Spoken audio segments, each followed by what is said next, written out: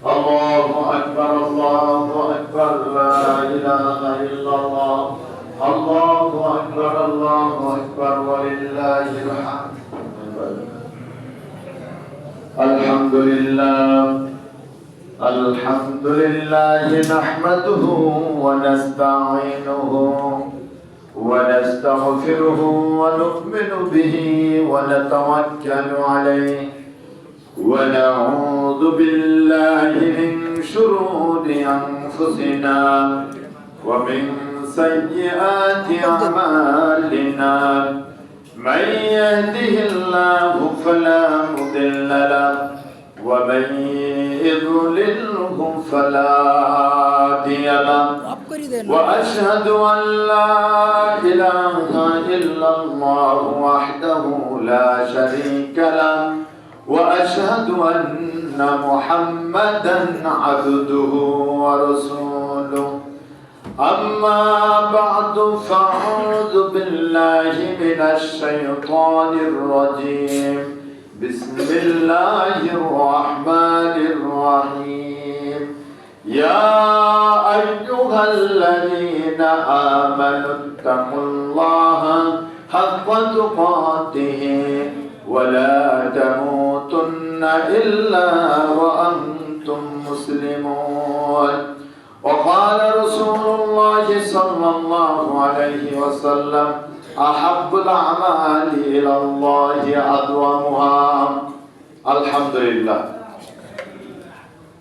সমস্ত প্রশংসা যাবতীয় গুণগান সে আল্লাহ সুবহানাহু ওয়া তাআলা যিনি আমাদেরকে একটি মাস মাহে রমজান দিয়ে আমাদেরকে ধন্য করেছেন এবং সুস্থতার সহিত একটি মাস আল্লাহর একটি গুরুত্বপূর্ণ ফরজ রমাদান আদায় করার তৌফিক দান করে মুসলিম জাতির সর্বশ্রেষ্ঠ আনন্দের দুটো দিনের একটি দিন ঈদুল ফিতরের সালাত জামাতের সহিত পড়ার তৌফিক দান করেছেন।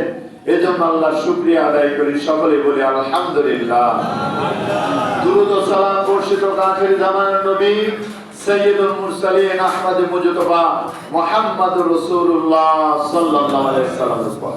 আমি আপনাদের সালাতের আগে দৃষ্টি আকর্ষণ করেছিলাম যে সালাতের মাধ্যমে কিন্তু আজকের দিনের ইবাদত শেষ নয়। ইবাদত সালাত আদায় করা যেমন গুরুত্বপূর্ণ ইবাদত, আল্লাহর নবী খুতবা দিয়েছেন, সাহাবায়ে কেরাম শুনেছেন, এই খুতবায় অংশগ্রহণ করাও তেমন সমান গুরুত্ব রাখে এবং দোয়ায় অংশগ্রহণ করা এবং ঈদের সালাতে দান করা প্রত্যেকটাই একটি ইবাদত। ঈদের দিন শুধুমাত্র আনন্দের দিন নয়, মুসলিম জাতির আনন্দটাও ঈদের দিন ইবাদত। এবং ঈদের দিনে দেখুন আল্লাহ রাব্বুল আলামিন আমাদেরকে ইবাদত করিয়ে গোলামি আদায় করে নিয়ে এর মাধ্যমে আল্লাহ রাব্বুল আলামিন আমাদের অঢেল নেকি দান করবেন বিধায় ঈদের দিন 2 রাকাত সালাতের ব্যবস্থা করেছেন। সুবহানাল্লাহ। অতএব আপনি সালাত পড়বেন, খুতবা শুনবেন, বেশি সময় নেব না, গুরুত্বপূর্ণ বিষয় আলোচনা করবেন ইনশাআল্লাহ। আমাদের আজকের আলোচনা বিষয় রমজান পরবর্তী করণীয়, রমজানের শিক্ষা। আল্লাহ রাব্বুল আলামিন আমাদেরকে রমজান দিয়ে ধন্য করেছিলেন।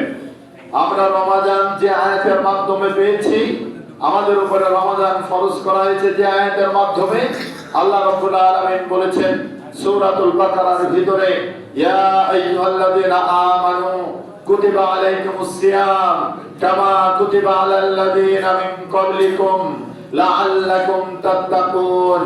হে ঈমানদারগণ, তোমাদের উপরে আমি সিয়াম লিপিবদ্ধ করে দিলাম, ফরজ করে দিলাম, যেমন তোমাদের পূর্ববর্তীদের উপরে ফরজ করে দিয়েছিলাম, লাআল্লাকুম তাত্তাকুন, যেন তোমরা মুত্তাকি হতে পারো। রমজান আমাদের উদ্দেশ্য কি? আমরা যেন মুত্তাকি হতে পারি। মুত্তাকি বলা হয়, সংক্ষেপে আপনাদেরকে বলবো, তাকওয়া অর্জন করতে কে কতটুকু পেরেছেন রমজান পেয়ে, এটা আপনি আমি নিজেরটা ভালোই বলতে পারবো, কিন্তু আল্লাহ রাব্বুল আলামিন যে তাকওয়া চেয়েছেন, আমরা যে মুত্তাকি অর্জন করব, এই মুত্তাকি কাকে বলে, তাকওয়া কাকে বলে, সংক্ষেপে মনে রাখবেন। তাকওয়া বলা হয় আল্লাহ রাব্বুল আলামিন যেটা আদেশ করেছেন সেটা মেনে নেওয়া, সেই অনুপাতে চলা, সেই কাজগুলো করার নাম তাকওয়া। আর আল্লাহ যা নিষেধ করেছেন সেটা বর্জন করার নাম হলো তাকওয়া। তাহলে রমাদান আসলো, আল্লাহ যেটা যেটা নিষেধ করেছেন আমরা কি ছাড়তে পেরেছি? রমাদান চলে গেল, আল্লাহ যেটা যেটা করতে বলেছেন আমরা কি সেটা সব করতে পারছি? যদি পারি তাহলে মনে করবেন রমাদান আমার কাজে লেগেছে। রমাদান অবস্থায় তাকওয়া অর্জন করতে পারলে মনে করবেন আমার সফলতা আমি পেয়েছি। আল্লাহ রাব্বুল আলামিন এই তাকওয়ার দ্বারাই, তাকওয়া অর্জনের জন্যই রোজা দিয়েছেন। রোজার উদ্দেশ্যই হলো তাকওয়া। আল্লাহ তাআলা বলেন, ইয়া আইয়ুহাল্লাযীনা আমানু কুতিবা আলাইকুমুস সিয়াম কামা কুতিবা আলাল্লাযীনা মিন ক্বাবলিকুম লাআল্লাকুম তাত্তাকুন। তাকওয়া কেন অর্জন করতে হবে? আল্লাহ তাআলা বলছেন, ইন্না লিল মুত্তাকিনা মাফাজা, নিশ্চয়ই যারা তাকওয়া অর্জন করে তারাই সফল কাম। সুবহানাল্লাহ। আমরা দুনিয়ায় চাকরিতে সফলতা খুঁজি, অর্থে ধনী হয়ে সফলতা খুঁজি। আমরা মনে করি আমার ছেলে 5টাই চাকরি করে, সরকারি চাকরি, আমার চাকরিও ছিল রিটায়ার্ড, আমি সরকারি পেনশন পাই, আমার অনেক জমি জমা কিনেছি, আমি সফল, আমি সফল অভিভাবক, আমি সফল বাবা, আমি সফল স্বামী। কিন্তু আল্লাহ কিন্তু এর একটাকেও সফল বলে উল্লেখ করেন নাই। আল্লাহ রাব্বুল আলামিন সফলতা বলেছেন 4টি কাজের ভিতরে। 1 নম্বর কাজ, সফল, সর্বপ্রথম সফল আপনি তখনই হবেন যখন আপনি গুনাহ থেকে বাঁচতে পারবেন। আমার মনে হয় বোঝেন নাই? সফল মানুষ তখনই হবেন যখন আপনি গুনাহ থেকে বাঁচতে পারবেন। খুতবাটা খুব গুরুত্ব দিয়ে শুনবেন, আমি প্রত্যেকটা বিষয় আপনাকে পয়েন্ট দিয়ে বলবো, আপনার মাথায় রাখবেন। রমজানের শিক্ষা, রমজান পরবর্তী করণীয় কি এটা খুঁজে পাবেন। তাহলে আমি সফলতার তার প্রান্তে পৌঁছেছি। একটা হলো, 1 নম্বর হলো গুনাহ থেকে বাঁচা। আল্লাহ রাব্বুল আলামিন বলেন, ওয়াদ আফলাহা মান তাযাক্কা, নিশ্চয়ই সেই ব্যক্তিরাই সফল। ওয়াদ আফলাহা মান তাযাক্কা, সে সফল হয়েছে। তাযাক্কা, যে গুনাহ থেকে বাঁচতে পারে, যে তার অন্তরকে, কলবকে পবিত্র রাখতে পারে। সুবহানাল্লাহ। আমরা আমাদের অন্তর পবিত্র রাখি। এই অনেকেই অপেক্ষা আছে রমজান মাস যাক তারপরে তোকে দেখিয়ে দেব।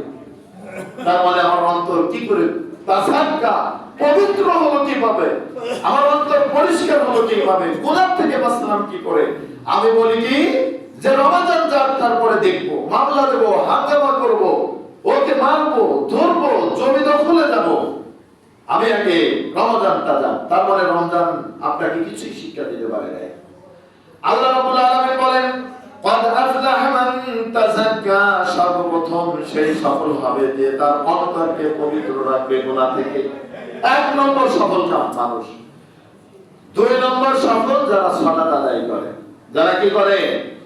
আমরা তো শুধু রমজানে সালাত আদায় করি, মসজিদে রমজানে অনেক লোক পাওয়া যায়, কিন্তু রমজানের পর আর আমাদেরকে পাওয়া যায় না। এটাকে কি বলে না? সফলতা, বা আল্লাহ যে সফল বলেছেন সে সফল অর্জন করতে পারে নাই। দলিল আল্লাহ রাব্বুল আলামিন বলেন, আমি যেটা সূরার ভিতরে সালাতের ভিতরে পড়েছি, ওয়া যাকারা ইসমা রাব্বিহি ফাসাল্লা, যারা তার রবের নাম উল্লেখ করে, রবের নাম স্মরণ করে, ফাসাল্লা, এবং সালাত আদায় করে। তাই 2 নম্বর সফল মানুষ তারা যারা 5 ওয়াক্ত সালাত আদায় করে। আপনি রমাদান চলে গেল আর আপনি মসজিদ ভুলে গেলেন, এই কোন মুসলিমের কাজ হতে পারে না, কোন মুসলিম নরনারীর কাজ হতে পারে না। সালাতের আপনি সফলতার একটা 2 নম্বর পয়েন্ট, আপনি আল্লাহর কাছে সফল বান্দা কিনা, আমি দুনিয়ায় সফল কিনা, এটা আল্লাহ দেখবে না। আল্লাহ কুরআনে বলেছেন যে আমি আল্লাহ, আমার কাছে তোমার গোশত, রক্ত, তোমার চেহারা, তোমার বডি, এটা আমার কাছে গ্রহণযোগ্য না, বরং আমার কাছে গ্রহণযোগ্য তোমার কলব, তোমার অন্তর। ইন্না আকরামাকুম ইনদাল্লাহি আতকাকুম, আল্লাহ বলেন আমার কাছে ধনী গরীব সম্মানিত মানুষ নাই, বরং তাকওয়াবানরাই হলো আমার কাছে বেশি সম্মানিত। সাধারণ একজন রিকশা চালক আমার এলাকার সবথেকে ধনী, তার থেকে আল্লাহর কাছে প্রিয় হতে পারে। সাধারণ দিনমজুরি আমার এলাকার, আপনার এলাকার সবথেকে বড় লোক, তার থেকে আল্লাহর কাছে প্রিয় হতে পারে। এজন্য আল্লাহর কাছে প্রিয় হওয়ার মাপকাঠি হলো আতকাকুম, যারা তাকওয়াবান, যারা আল্লাহর যে নিয়ম নীতি আছে সফল হওয়ার সেগুলো মেনে চলে।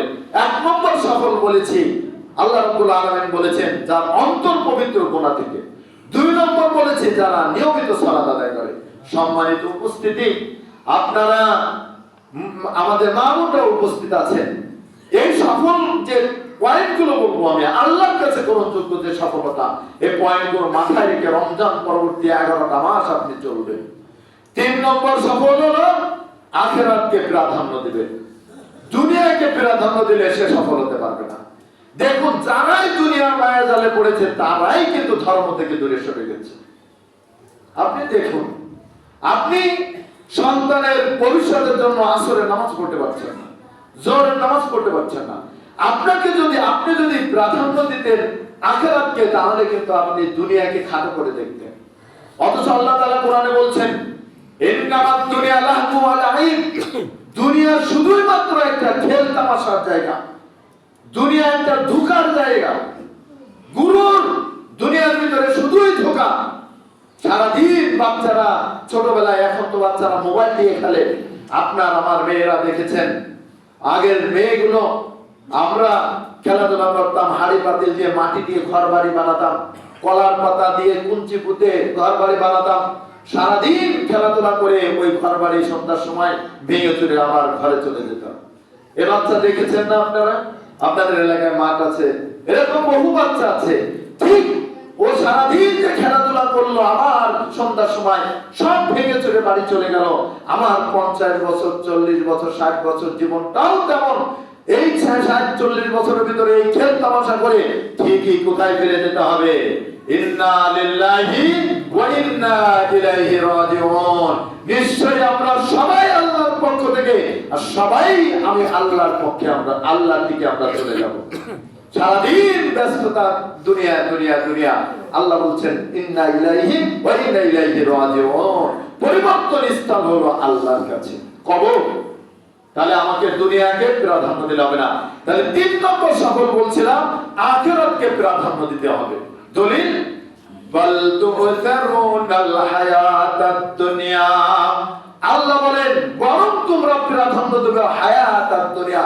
তোমরা দিয়েছো কোনটাকে? দুনিয়ার জীবনটাকে তোমরা প্রাধান্য দিয়েছো। অথচ তোমাদের প্রাধান্য দিতে হবে কোনটা? ওয়াল আখিরাতু খায়রুন ওয়া আবকা। তোমরা দিয়েছো প্রাধান্য দুনিয়া, আর আমি আল্লাহ বলতেছি আখিরাত হলো উত্তম এবং চিরস্থায়ী। সুবহানাল্লাহ। দুনিয়া ক্ষণস্থায়ী। আপনি কতদিন পর্যন্ত বাঁচবেন? 100 বছর? এখন কয়েকজন মুরব্বী দেখতেছি যাদের হয়তো 60 ওই 80 ওভার হয়েছে, কিন্তু আমাদের বয়সে যারা আছেন বা তারা এখনো যুবক আছেন, আমরা কিন্তু 80 বছর যাবো কিনা আল্লাহু আ'লাম, আল্লাহই ভালো জানেন। তাহলে আমার 3 নম্বর পয়েন্ট ছিল সফল, যে আখিরাতকে প্রাধান্য দিতে হবে। আপনি যে কোনো কাজ করতে গেলে আখিরাতকে প্রাধান্য দিবেন। আপনার মেয়ে বিবাহ দিতে যাবেন, আপনি চিন্তা করবেন আখিরাতকে, যে আমার মেয়ের বিবাহের ক্ষেত্রে কোন কাজ করলে আমি গুনাহ থেকে বাঁচবো, আমার ঈদের আনন্দ কোন ভাবে করলে গুনাহ থেকে বাঁচা যাবে। তাহলে তো আখিরাতকে প্রাধান্য দেওয়া হবে। কিন্তু আপনি যদি গতানুগতিক মানুষের মতো চলেন, হিন্দুরাও বাজি ফুটায়, আপনিও বাজি ফুটান, আপনার ছেলেও পটকা পূজায়, হিন্দুদের কালী পূজায় পটকা পূজায়, আপনি পটকা পূজাচ্ছেন। অথচ আল্লাহ রাসূল বলেছেন মান তাশাব্বাহা বিকওমিন ফাহুয়া মিনহুম। যে জাতি যে জাতির অনুসরণ করবে, যে যার অনুসরণ করবে, কিয়ামতের মাঠ তাকে তার লাইনে দাঁড়াতে হবে। নাউযুবিল্লাহ। আমি যদি বেজাতির কালচার আমার ভিতরে থাকে, অথচ আল্লাহ রাসূল বলেছেন খালিফুল ইয়াহুদ ওয়াল মুশরিকিন, তোমরা সর্বদা ইহুদি মুশরিকদের বিরোধিতা করবে। ওরা যে কাজ করে তুমি তা করতে পারবে না। ওরা পূজায় উদযাপন করে ওদের গান বাজনা দিয়ে, ওদের পূজা উদযাপন করে বাজি ফুটিয়ে, আতশবাজি দিয়ে। আমি মুসলিম, আমার স্বতন্ত্র ইসলাম, আমার স্বতন্ত্র একটা মর্যাদা আছে, আমার ইসলামিক সংস্কৃতি আছে, আমার ধর্মের একটা নীতি আছে। আমি কেন আমার ধর্মের সাথে বেজাতিদের ধর্ম একত্রিত করে আমি আনন্দ উপভোগ করব? এটা মুসলিম হতে পারে না। আল্লাহ বলছেন না, তোমাকে দিয়েছি না দ্বীন ইনদাল্লাহিল ইসলাম, একটাই ধর্ম দিয়েছে, সেটা ইসলাম। কাজও করতে হবে ইসলামের মতো। আপনার এটা মাথায় রাখতে হবে। আপনি আনন্দ করুন, কিন্তু বেজাতিদের কালচারকে আপনার ভিতরে ঢুকিয়ে আনন্দ করলে তো সেটা ইবাদত হবে না। আজকের দিনের আনন্দটাও ইবাদত নাকি? আজকের দিনে টাকা পয়সা দেওয়া নেওয়া ইবাদত নাকি? আজকের দিনে খাইতে যাওয়া খাওয়ানো নাকি? সব দিনেও নাকি, কিন্তু আজকের দিনেও এটা ইবাদত। সেই ইবাদতটা যদি আমরা আল্লাহ রাসূলের বিরোধিতা করে, আল্লাহর বিরোধিতা করে যদি আদায় করি তাহলে হবে? কখনো হবে না। 4 নম্বর, ঈমান আনার পাশাপাশি সৎকর্ম করলেই সফলতা অর্জন হবে। আমরা ঈমান এনেছি, আমি আব্দুর রহিম, আমি আব্দুল গফফার, আমি আব্দুল সত্তার, নাম শুনলে সবাই মুসলমান। আমাদের বাংলাদেশের লোককে মুসলিম হিসেবে চেনে বিদেশে মোহাম্মদ থেকে, কারণ আমাদের নামের শুরুতে কি আছে? মোহাম্মদ।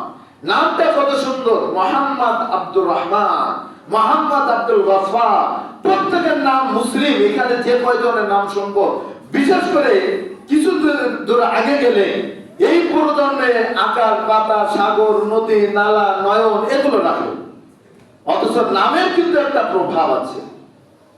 কিয়ামতের মাঠে নাম ধরে ডাকা হবে, এটা মনে রাখবেন। আপনাকে যদি নাম বলটুকে ডাকে আল্লাহ, আপনার কেমন লাগবে? সমস্ত মানুষের ভিতরে যদি নামটু মিন্টু এই শব্দে ডাকে, ডাকবে কিন্তু কিয়ামতের মাঠে।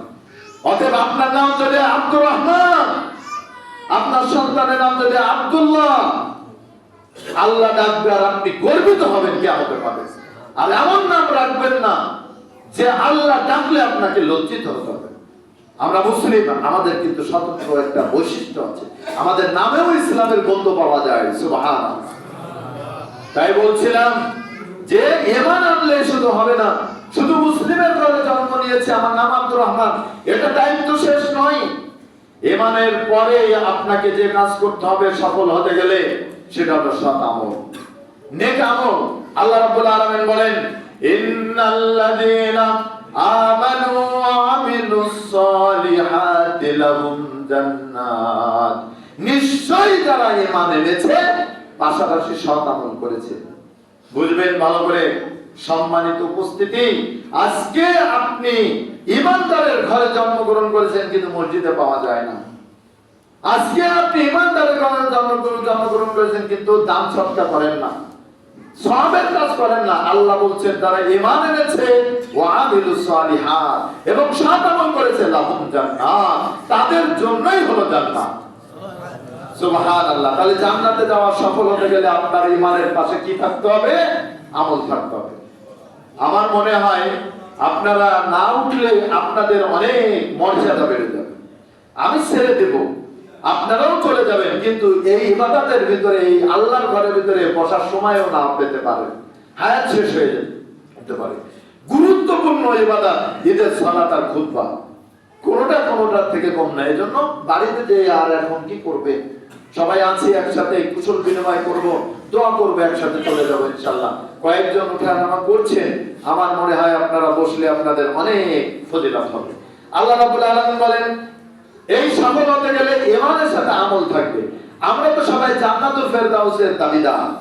আল্লাহ রাসূল বলেন ইজা সালতুমুল জান্নাতা, আল্লাহর কাছে যখন তোমরা জান্নাত চাইবে, ফাসআলু জান্নাতাল ফেরদাউস, তখন তোমরা ছোটটা চাবা না, সবথেকে বড় জান্নাত জান্নাতুল ফেরদাউস চাবা। সুবহানাল্লাহ। তাহলে আল্লাহর কাছে আমরা যখন চাইবো কি চাইবো? আল্লাহ আপনি আমাদের জান্নাতুল ফেরদাউসের অধিবাসী বানিয়ে দিন। আরশের নিচে এই জান্নাত, এই জান্নাত থেকে সকল জান্নাতের নহর প্রবাহিত হয়েছে। হেডকোয়ার্টার হলো জান্নাতুল ফেরদাউস। তাহলে আমাকে চাইতে বলেছেন হেডকোয়ার্টার কে? সবাই তো আমরা ভিআইপি মেহমান হতে চাই, আর জান্নাতুল ফেরদাউসে জানা যাবে তারা হলো সবথেকে ভিআইপি মেহমান। এই ভিআইপি মেহমান হতে গেলে কি থাকা লাগবে জানেন? আল্লাহ রাব্বুল আলামিন বলেন ইন্নাল্লাযীনা আমানু ওয়া আমিলুস সালিহাত কানাত লাহুম জান্নাতুল ফেরদাউসি নুজুলা। আল্লাহ বলেন নিশ্চয়ই যারা ঈমান এনেছে এবং সৎ আমল করেছে, ঈমান নিয়ে এসে বসে থাকে নাই, ঈমান আনার পরে নেক আমল করেছে, আগ্রহী নেক আমলের উপরে, লাহুম জান্নাতুল ফেরদাউসি নুজুলা। আল্লাহ বলেন তাদের জন্য হলো জান্নাতুল ফেরদাউস। সুবহানাল্লাহ। তাদের আবাসস্থান কোথায়? জান্নাতুল ফেরদাউস। তাহলে আমার 4টে সফল হওয়ার আমল বললাম, একটা হলো গুনাহ থেকে বাঁচা, 2 নম্বর হলো সালাত আদায় করা, 3 নম্বর আখিরাতকে প্রাধান্য দেওয়া, 4 নম্বর ঈমানের পরে সৎ আমল করা। মনে রাখবে তো? এই কাজগুলো হলো সফল মুমিনের কাজ, সফল মানুষের কাজ, মুসলিমের কাজ। এরপরে আসেন সবচেয়ে চাইতে যেটা গুরুত্বপূর্ণ, যে রমজান পরবর্তী করণীয়, এই একটা মাস কি শিক্ষা দিয়ে গেল আমি অল্প অল্প করে আপনাদের জানাবো। একটা মাসই আমাকে শিক্ষা দিয়ে গেল কি, এই মাসটা চলে গেল, আবার পরের দিন ঈদের নামাজ পড়লাম। অনেকেই দেখেন এনে যুবক ভাইরা আছেন, আপনাদের নসিহতের জন্য বলছি যে রমজান মাসে আপনি টুপি মাথায় দিয়ে আপনি সালাতে এসেছেন, আপনি দাড়ি রেখেছেন, আপনি 5 ওয়াক্ত নামাজ মসজিদে পড়েছেন, এটা আপনার অত্যন্ত মর্যাদাপূর্ণ একটা আমল ছিল। আপনি রমজান দেওয়ার পর ঈদের নামাজের পরে দাড়ি কেটে ফেললেন, আল্লাহ অত্যন্ত অখুশি হন, অত্যন্ত অসন্তুষ্ট হন। কারণ মানুষ ইমানদার কখনো মুনাফিকের চরিত্র থাকতে পারে না। ইমানদারের একটা মুখ, মুসলিমের একটাই গর্ত, মুসলিম কখনো দুমুখ হতে পারে না। মুসলিম এখন একরকম তখন একরকম হতে পারে না। আল্লাহ রাব্বুল আলামিনের সবথেকে পছন্দনীয় আমল, আমি যেটা খুতবায় পড়েছি যে হাদিসটা, আহাব্বুল আমালি ইলাল্লাহি আদওয়ামুহা, আল্লাহ সেই আমলটাই বেশি পছন্দ করে বান্দা যেটা শুরু করলে আর ছাড়ে না। সুবহানাল্লাহ। আমরা রমজানে অনেকেই অনেক কিছু শুরু করেছি না ভালো আমল, এটা কি আমরা ছাড়বো ইনশাআল্লাহ?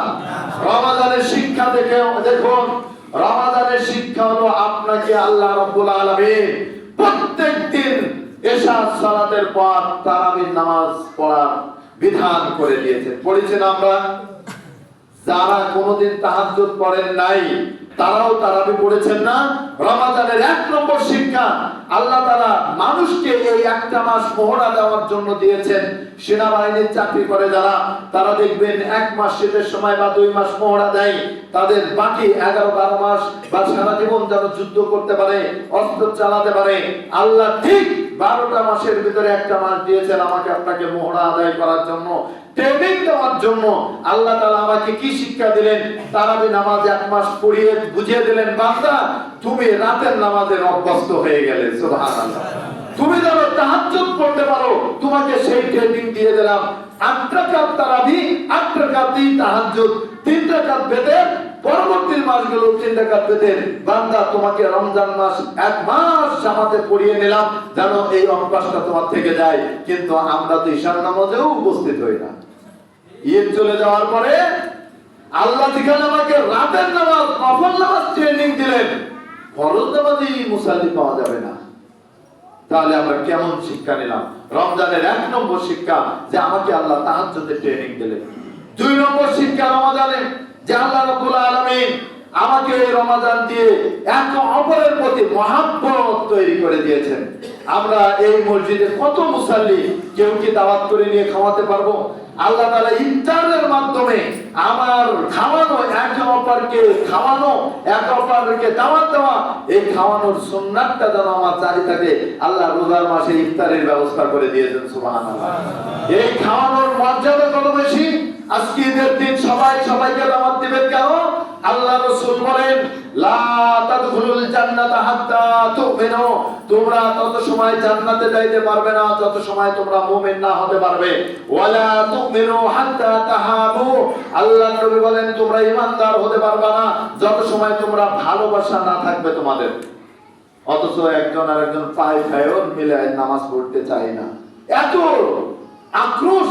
অথচ আল্লাহ রাসূল বলেন একে অপরের ভিতরে ভালোবাসা না থাকলে মুমিন হতে পারবে না, আর মুমিন না হলে জান্নাতে যাইতে পারবে না। সাহাবাদেরকে বললেন, আল্লাহর নবী আওয়ালা আদুল্লুকুম আলা শাইইন, তোমাদেরকে এমন জিনিস বলে দেব যে জিনিস আমল করলে তোমাদের ভালোবাসা তৈরি হবে, মুমিন ঈমান বাড়বে, জান্নাতে যাইতে পারবা। সাহাবারা বললেন, ইয়া রাসূলুল্লাহ বলে দিন। আল্লাহর নবী বললেন, দুটো কাজ করবে, আতিমুত তাআম, আফশুস সালাম ওয়া আতিমুত তাআম, একে অপরকে দেখলেই সালাম দিবে আর একে অপরকে খাবার খাওয়াবে। সুবহানাল্লাহ। তা আমাকে আল্লাহ জান্নাত দেবেন বিদায় রমজানের শিক্ষা হলো ইফতারি করানোর মাধ্যমে যে সবাই 12টা মাস যখনই সুযোগ পাবে একে অপরকে দাওয়াত দিবে, ইমাম সাহেবের দাওয়াত দিবে, বিভিন্ন মেহমানদেরকে দাওয়াত দিবে, একে অপর ভাই ভাইয়ের বাড়ি দাওয়াত দিবে। এটা আল্লাহ রাসূল করেছেন। আল্লাহ রাসূল হাদিয়া দিতেন। আল্লাহর নবী বলেন, তাহাবু তাহাদু ওয়া তাহাবু, তোমরা হাদিয়ার মাধ্যমে মহব্বত তৈরি করো। এই হাদিয়ার কথা বললে মনে পড়ে যায়, আপনারা মনে করেন মনে হয় এটা শুধু পীর মুরিদের, কিন্তু না, এটা কিন্তু রাসূলের সুন্নাত। আল্লাহ রাসূল হাদিয়াকে অত্যন্ত পছন্দ করতেন। আল্লাহ রাসূল বলেন, তোমরা ভালোবাসা তৈরি করতে চাও, তাহাদু, একে অপরকে হাদিয়া দাও। আল্লাহ নবী একজন বাড়িতে ঢুকেছেন, ঢুকে দেখে বাড়িতে গোশত রান্না হচ্ছে। রাসূল মনে করলেন যে গোশত রান্না হচ্ছে, খাইতে বসি। আল্লাহ নবী খেতে বসলেন। স্ত্রী মা আয়েশা রাদিয়াল্লাহু তাআলা আনহা ওনাকে খাবার দিলেন। খাবার দেওয়ার পরে আল্লাহ নবী বলছেন, আয়েশা, তোমার চুলার উপরে দেখলাম গোশত রান্না হচ্ছে, আর তুমি আমাকে সাধারণ তরকারি দিয়ে দিলে, ব্যাপারটা কি? গোশত কই? আয়েশা সিদ্দিকা বললেন, ইয়া রাসূলুল্লাহ সাল্লাল্লাহু আলাইহি সাল্লাম, এই গোশতটা হলো বারিরা নামক একজন দাসী, এই দাসীকে একজন সদকা করেছে। আচ্ছা, সদকার গোশত নবীর পরিবার খাবে না? খাবে? ধনী মানুষ সদকা, যাকাত সদকা খাওয়া যাবে? যাবে না। তো আল্লাহ রাসূল ধনী না, কিন্তু নবীরা যাকাত সদকা খাবে না, এটাই আল্লাহর বিধান। তখন আল্লাহ নবী বলছেন, দেখো আয়েশা, বারিরাকে যে গোশতটা সদকা দিয়েছে ওটা বারিরার জন্য সদকা, আমি নবী আমার জন্য ওটা হাদিয়া। সুবহানাল্লাহ। আজকে আমি যদি গরিব, আমাকে আপনি সদকা দিলেন, এটা যখন আমাকে মালিক বানিয়ে দিলেন, এই দেশের প্রধানমন্ত্রীকেও আমি আমার এই টাকা দিয়ে দাওয়াত খাওয়াতে পারবো, তখন প্রধানমন্ত্রীর জন্য ওটা সদকা হবে না, ওটা হবে হাদিয়া। সুবহানাল্লাহ। কত ভালোবাসতেন যে আয়েশা, ওটা দাও, ওটা আমার জন্য হাদিয়া। আর আমরা হাদিয়া দেই না, হাদিয়া নেই না, অথচ হাদিয়া দেওয়া নেওয়া এটা রাসূলের আদর্শ। তাই বলছিলাম, রমজান পরবর্তী করণীয় হলো যে ইবাদতকে চালিয়ে যাওয়া। ওয়াবুদ রাব্বাকা হাত্তা ইয়াতিয়াকাল ইয়াকিন। আল্লাহ বলেন, মৃত্যু পর্যন্ত তোমার ইবাদত চালিয়ে যাও। আমার ইবাদত কি খালি রমজান কেন্দ্রিক হবে? শুধু রমজান মাস কেন্দ্রিক কোনো ইবাদত না। আল্লাহ বলেন, মৃত্যু পর্যন্ত ইবাদত করো। রমজান পরবর্তী শিক্ষা যে তাকওয়ার ধারাবাহিকতা রেখে দেওয়া। তাকওয়া রাখতে হবে মৃত্যু পর্যন্ত, গুনাহ থেকে বাঁচতে হবে মৃত্যু পর্যন্ত। রমজানে মিথ্যা বলতে নিষেধ করেছেন, এটা রমজানের শিক্ষা নয়। রমজানের শিক্ষা যে দেখো, আল্লাহ রাসূল বলেন, যে ব্যক্তি মিথ্যা বলল তার রোজা রাখার কোনো দরকার নেই, না খেয়ে থাকার। এর মানে কি শিখলাম? যে মিথ্যা বললে কোনো ভালো আমল কবুল হয় না। শুধু রমজান না, আচ্ছা রমজান তো একটা ফরজ, সালাত আদায় করা ফরজ। তো রমজান যেমন মিথ্যা বললে আল্লাহ বলছেন তোমার না খেয়ে থাকার দরকার নেই, ওটা আমার কাছে কবুল হয় না। তাহলে মিথ্যা বললে কি সালাত কবুল হবে? মিথ্যা বললে যাকাত কবুল হবে? মিথ্যা বললে হজ কবুল হবে? তাহলে এই হাদিস থেকে রমজানের শিক্ষা হলো, খবরদার তুমি মিথ্যা বলবে না, তাহলে তোমার ভালো কাজ কবুল হবে না। তাহলে আমি 3 নম্বর শিক্ষা বললাম। 4 নম্বর শিক্ষা হলো, আল্লাহ তাআলা আমাকে অভাবগ্রস্ত হলে যে আমি ধৈর্য ধরবো, এটা রমজানের দ্বারা শিক্ষা দিয়েছে। সারাদিন আমাকে না খেয়ে রাখলেন আল্লাহ, কেন? তোমার জন্য এমন কোন পরিস্থিতি আসলে তুমি যেন অবিচল হয় না, তুমি যেন অধৈর্য না, তোমাকে আল্লাহ পরীক্ষা দিতে পারেন। সেটা কোরআনে বলছেন, ওয়ালা নাবলুওয়ান্নাকুম বিশাইয়্যিম মিনাল খাউফি ওয়াল জু'। সূরা বাকারা বলেন যে দেখো, অবশ্যই তোমাদেরকে আমি পরীক্ষা নেব, তোমার ভয় দিয়ে, ক্ষুধা দিয়ে, তার মানে দুর্ভিক্ষ দিতে পারে। এবার আপনি একদিন না খেয়ে হারাম টাকার দিকে ঝুঁকে পড়বেন, বলবেন কি আমি না খেয়ে আছি একদিন, তাড়াতাড়ি হারাম খাবারের দিকে। আল্লাহ বলেন, না, তোমাকে রমজান দিয়ে আমি শিক্ষা দিলাম যে মুসলিম না খেয়ে থাকলেও কি করবে না, সুদের টাকা নেবে না। কারণ মুসলিমের শক্তি আছে না খেয়ে থাকা। রমজান তাকে শিক্ষা দিয়েছে সারাদিন না খাওয়া, সারাদিন পানি পান না করেও সে থাকতে পারে। এজন্য রমজান অভাব শিক্ষা দেয়। এজন্য বাচ্চাদেরকেও কখনো কখনো অভাব দিতে হয়, চাওয়ার সাথেই দেওয়া এটা সঠিক কাজ নয়।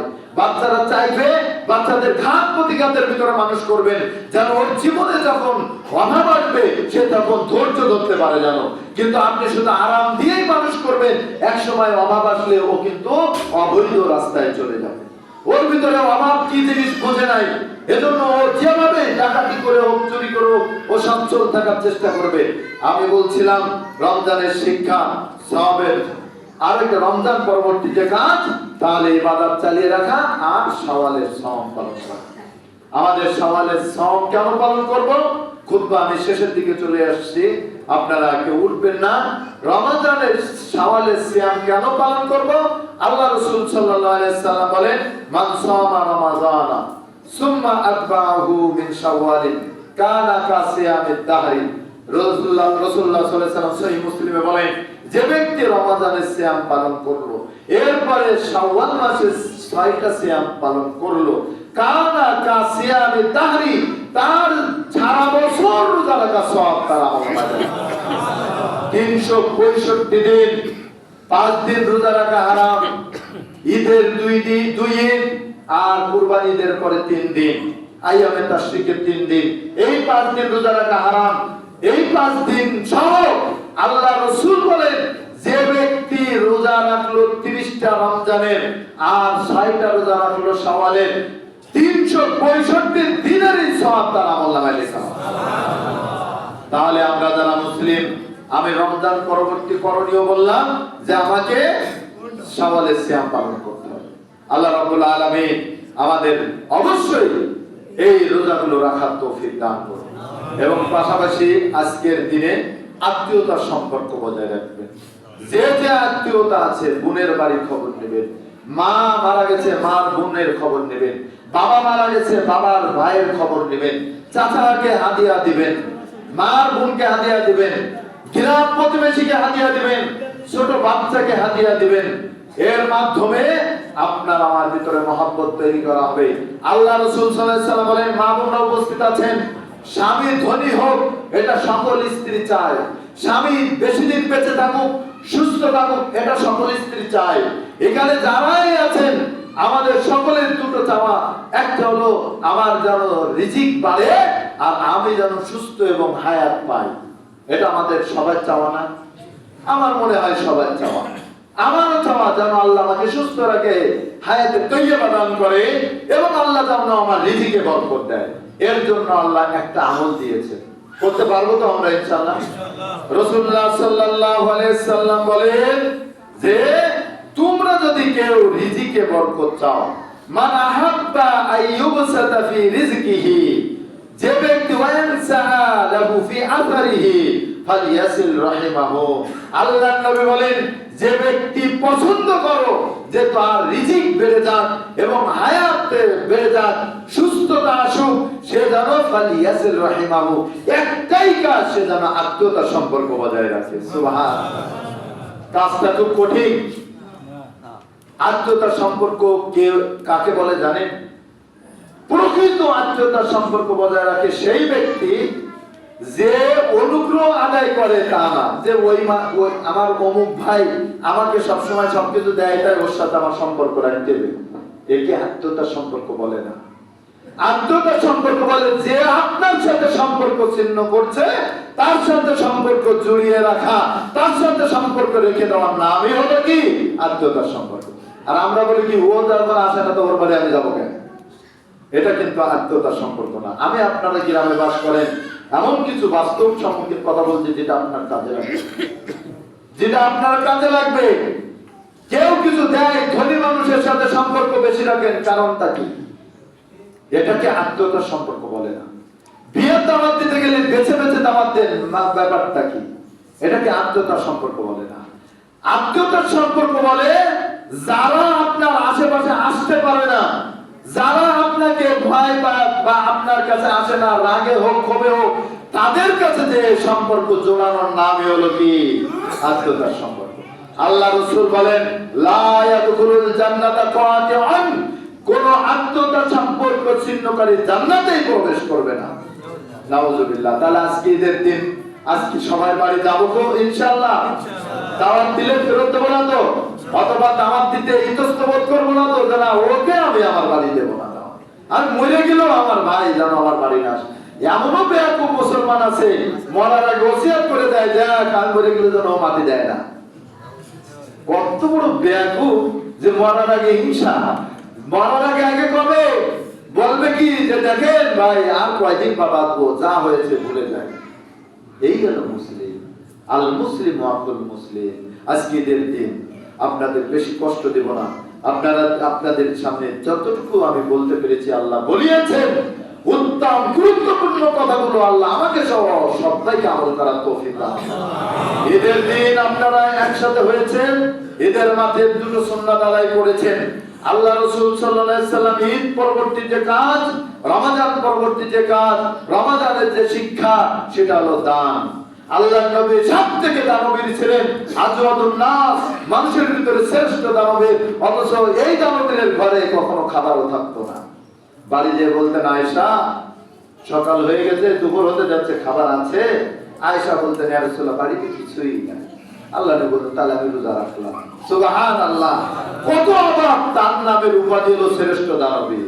আর আপনার গুলা ভর্তি ধান, ব্যাংক ভর্তি টাকা, আপনার চাকরি, আপনার ব্যবসা, অথচ মসজিদের ব্যবসায় 5 টাকা, 2 টাকা, 10 টাকা।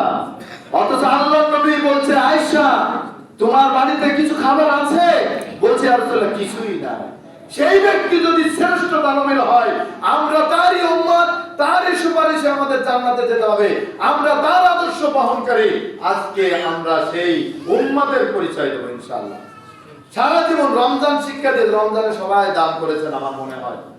এই দান, আমি বলেছি রমজান পরবর্তী শিক্ষা হলো ইবাদত মৃত্যু পর্যন্ত চালিয়ে যাওয়া। কেউ যেন রমজানের কোন ইবাদত বন্ধ দিবেন না। অল্প পারেন বেশি পারেন রমজানের ইবাদত চালিয়ে যাবেন। ওয়াবুদ রাব্বাকা হাত্তা ইয়াতিয়াকাল ইয়াকিন। আজকে ঈদের মাঝে আরেকটি সুন্নাত, রাসূল খুতবা দিতেন, খুতবার পরে সাহাবাদের কাছে বলতেন, মহিলাদের প্যান্ডেলের কাছে যেতেন, যে আল্লাহর রাস্তায় তোমরা দান করো। মহিলারা নিজেদের গহনাগাটি খুলে দিয়ে দিত। বিলাল রাদিয়াল্লাহু তাআলা রুমালটা খুলে মহিলাদের এই গহনাগাটি গুছাতেন, পুরুষরা দান করত। এত গুরুত্বপূর্ণ ইবাদত, আজকে আমরা তার থেকে মাহরুম হব না। আমরা সবাই দানের হাতকে বেশি বেশি প্রসারিত করব এদের মাঠে। পাশাপাশি একটা দাওয়াত আপনাদের প্রাণপ্রিয় প্রতিষ্ঠান আল মাদাস সালাফি, সেখানে মদিনা ভার্সিটিতে লেখাপড়া করছে ছেলেরা। মহিলা মাদ্রাসার দোতলা ভবন হচ্ছে, ছাদ ঢালাই হয়ে আছে, কাজ চলছে। সদকায়ে জারিয়ার একটা উত্তম জায়গা, বাবা মার জন্য, মা বাবার জন্য, শ্বশুর শাশুড়ির জন্য, আত্মীয় স্বজনের জন্য, স্ত্রীর জন্য, সন্তানের জন্য, নিজের জন্য আজকে সদকায়ে জারিয়া করবেন ইনশাআল্লাহ। আমার কাছে মাদ্রাসার রসিদ আছে, আপনারা নিয়ে রসিদ কেটে দিতে পারেন। এই রমজানের দান আমরা সারা জীবন করব সদকায়ে জারিয়া। আল্লাহ রাব্বুল আলামিন আমাদের রমজানের সকল ইবাদতকে কবুল করুন। এবার দোয়া হবে, আমি দোয়া করব, আপনারা সবাই আমিন আমিন বলবেন। কেউ দোয়ার ভিতরে উঠে যাবেন না, উঠবেন না। আল্লাহ রাব্বুল আলামিন আমাদের দোয়াকে কবুল করবেন ইনশাআল্লাহ। আল্লাহ 30টা রোজা রেখেছি, আল্লাহ কষ্ট করে রোজা রেখেছি, আপনার হুকুম পালন করতে যে যদি কোনো ভুল ত্রুটি হয়ে থাকে আল্লাহ আপনি মাফ করে দিন। আল্লাহ আপনি আমাদের সকল রোজাগুলোকে কবুল করে দিন। আল্লাহ এই রোজার বিনিময়ে আমাদেরকে জান্নাতুল ফেরদাউস দান করুন। আল্লাহ আমরা গুনাহগার বান্দা, অনেক গুনাহ করে ফেলি আল্লাহ, জেনে না বুঝে, বুঝে না বুঝে, শয়তানের ধোঁকায় আল্লাহ অনেক অপরাধ করে ফেলি। আল্লাহ আপনি আমাদের গুনাহকে মাফ করে দিন। আল্লাহ আপনি মাফ না করলে আমরা কোথায় যাব? আল্লাহ একমাত্র যাওয়ার জায়গা আল্লাহ আপনি আমাদের রব, আপনি গফফার, আপনি সত্তার। আল্লাহ আপনি আমাদের গুনাহকে মাফ করে দিন। আল্লাহ আমাদের জীবনে যত অন্যায় আছে আল্লাহ রমজানের বদৌলতে, এই ঈদের সালাতের বদৌলতে আল্লাহ সব অন্যায়কে দিয়ে মুছে পরিষ্কার করে দিন। আল্লাহ আমাদের মাঝ থেকে আমাদের পিতা মাতা, দাদা দাদি, নানা নানি অনেকেই মারা গিয়েছেন। আল্লাহ যারা আজকে আমাদের সাথে ঈদের নামাজ পড়তে পারলেন না, আমার আব্বা, ভাই সহ আমার সন্তানও মারা গেছে। আল্লাহ অনেকের বাবা মা কলিজার টুকরা সন্তান আল্লাহ দুনিয়া থেকে নিয়ে গিয়েছেন। আমরা তাদের বংশ, আমরা তাদের আওলাদ, আল্লাহ আপনার কাছে দোয়া করছি আল্লাহ তাদের কবরে আযাবকে maaf করে দিন। আল্লাহ তাআলা যদি কোনো কবরে মুসিবতে পড়ে থাকে আল্লাহ তাদের কবর আযাবকে maaf করে দিন। আল্লাহ তাদের কবরকে জান্নাতের বাগিচা বানিয়ে দিন। আল্লাহ তাদের কবরের ভিতরে শান্তিতে ঘুমিয়ে রাখুন। আল্লাহ আল্লাহ তাদের সহ আমাদের পরিবারের সবাইকে আল্লাহ পাঁচ ওয়াক্ত নামাজ পড়ার তৌফিক দান করুন। আল্লাহ আমরা অনেকেই আছি আল্লাহ যারা আল্লাহ রিজিকের অভাবে ভুগছি, আল্লাহ আমাদের রিজিকে বরকত দান করুন। আল্লাহ যারা হারাম টাকা উপার্জন করছে আল্লাহ তাদের হারাম থেকে বেঁচে থাকার তৌফিক দান করুন। আল্লাহ আমরা দুনিয়ার ভিতরে কয়েকদিনের জন্য এসেছি আল্লাহ আপনার দিন মেনে যেন দুনিয়া থেকে বিদায় নিতে পারি সেই তৌফিক দান করুন। আল্লাহ আমাদের একে অপরের ভিতরে ভালোবাসা হৃদ্রতা তৈরি করে দিন। আল্লাহ সবার ভিতরে ভালোবাসা পয়দা করে দিন। আল্লাহ যেভাবে চললে আপনি খুশি হন সেভাবে চলার তৌফিক দান করুন। আল্লাহ আমাদের ভিতরে অনেকে অসুস্থ আছেন আল্লাহ আমি জানি না, কিন্তু আল্লাহ আপনি তো জানেন। আমি তো জানি না, আমি তো মনের খবর জানি না, ভিতরের খবর জানি না। আল্লাহ আলিমুল গায়েব, আপনি আমাদের যারা যে অসুস্থ হয়ে ভুগতেছেন আল্লাহ সকলের অসুস্থকে সুস্থতা দান করুন, সবাইকে আল্লাহ শিফায়ে কামেলা আজেলা দায়েমা দান করুন। আল্লাহ তারা যেন পরিপূর্ণ সুস্থ হয়ে আল্লাহ আপনার ইবাদত করতে পারে সেই তৌফিক দান করুন। আল্লাহ আমাদের সন্তানদেরকে হিদায়াত দান করুন। আমাদের ভাই বললেন একজনের ভগ্নিপতি হার্ট স্ট্রোক করে হাসপাতালে আছেন। এরকম আল্লাহ অনেকেই আছেন যারা হাসপাতালে বেডে কাতরাচ্ছেন। আজকে ঈদের দিন আমাদের সাথে নামাজ পড়তে পারে নাই। আল্লাহ আপনি তাদের সুস্থতা দান করুন। আল্লাহ আপনি তাদের পরিপূর্ণ সুস্থতা করে আবার আমাদের মাঝে ফিরিয়ে আনুন। আপনার ইবাদত করার তৌফিক দান করুন। আল্লাহ আমাকে হেদায়েত দান করুন। আমাদের মৃত্যুর আগে যেন পরিপূর্ণ মুমিন হয়ে যেন কবরে যেতে পারে সেই তৌফিক দান করুন। আল্লাহ আমাদের এই এলাকায় বরকত দান করুন। আল্লাহ বিশ্বকে শান্ত করে দিন। আল্লাহ সারা বিশ্বের মুসলিমদেরকে আল্লাহ আপনি বিজয় দান করুন। আল্লাহুম্মা আইজিল ইসলাম ওয়াল মুসলিমিন। আল্লাহ মুসলিমদেরকে আপনি সম্মানিত করুন। আল্লাহ কাফের মুশরিকদেরকে আপনি ধ্বংস করুন। আল্লাহ মুসলিমদের শত্রুদেরকে আপনি ধ্বংস করুন। আল্লাহ এই বিশ্বকে রিজিকে বরকত দান করুন। সারা বিশ্ব সহ আমার সোনার বাংলাদেশকে আল্লাহ আপনি শান্তিতে পরিপূর্ণ শান্তি দান করুন। আল্লাহ এখানে অর্থ মন্দাকে আল্লাহ আপনি দূর করে দিন। সব কিছুর দামকে আল্লাহ আমাদের নাগালে করে দিন। আল্লাহ আপনার কাছে চাইতে বলেছেন। আল্লাহ আপনার কাছে আমরা চেয়েছি। আল্লাহ আপনি চাইলে খুশি হন এবং দেওয়ার জন্য প্রস্তুত থাকেন। আল্লাহ আপনি আমাদের চাওয়াগুলোকে পূরণ করুন এবং আবারও আপনাদের সাথে আল্লাহ যেন আমাদের আবারও ঈদের মাঠে ঈদুল আজহায় আমরা সবাই সুস্থতার সহিত যেন আবারও এক হতে পারে। আল্লাহ সেই তৌফিক দান করুন। আল্লাহ তাআলার কাছে দোয়া করি আল্লাহ যেন আমাদের ঈদের নামাজকে কবুল করেন, খুতবাকে কবুল করেন। ওয়া আখির দাওয়ানা আলহামদুলিল্লাহি রাব্বিল আলামিন। আসসালামু আলাইকুম ওয়া রাহমাতুল্লাহি ওয়া বারাকাতুহু। ইমাম সাহেব কিছু কথা বলবেন, খবরদার উঠে যাবেন না। সুন্নাত কিন্তু একটা বাকি আছে। আমি বারবার বলেছি আমরা শেষ করেই যাব ইনশাআল্লাহ।